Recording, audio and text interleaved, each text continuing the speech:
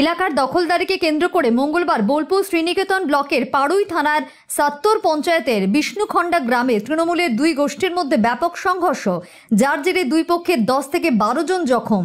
তাদের ইতিমধ্যে চিকিৎসার জন্য বোলপুর মহকুমা হাসপাতালে নিয়ে আসা হয়েছে। স্থানীয় সূত্রে জানা গিয়েছে, লোকসভা নির্বাচনের ফল প্রকাশের পর থেকেই এলাকায় তৃণমূলের দুই পক্ষের মধ্যে চাপা উত্তেজনা ছিল। তারপরই এদিন হঠাৎ করে দুই পক্ষের মধ্যে অশান্তি শুরু হয়ে যায়।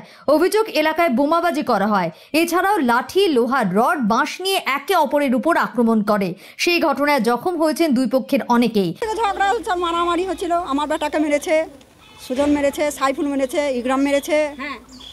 কেন ওই ঝামেলা, সাইদা বাচ্চারা নিয়ে, বাচ্চাদিকে নিয়ে ওরা বোম মেরেছে।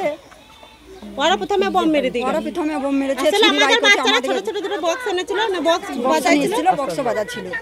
নি ওই নিয়ে যে ওরা তখন হঠাৎ একটা বড় বোম এসে দিয়ে গেল। এসে বোম ফুটাইলে আর কইলে আমাদের স্বামীরা ছিল না, মাঠে ঘাটে ছিল সব।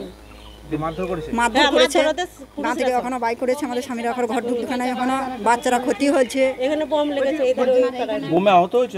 হ্যাঁ, একজন হচ্ছে, হাসপাতালে ভর্তি আছে। অন্যদিকে গ্রামে অশান্তির খবর পেয়ে ঘটনাস্থলে পৌঁছে যায় পাড়ুই থানার পুলিশ। গ্রামে চলছে টহলদারি, চাপা উত্তেজনা রয়েছে গ্রামে। ছিল আমাদের কুরবানি পরব, সেই জন্য আমাদের বাচ্চারা বলছিল খেলাধুলা করবো, ওই বক্সে বাজিনি গান।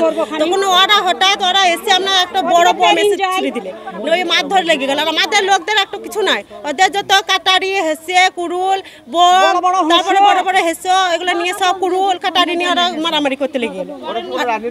হ্যাঁ, ওরা রাজনীতি দল করে, বিজেপি দল করে। আমরা তৃণমূল, হ্যাঁ তৃণমূলের দল। এবার এই মহিলাটা বলতে গেল, কোন মহিলাটা মারধর করলে, ইট ছুড়লে, মারলে।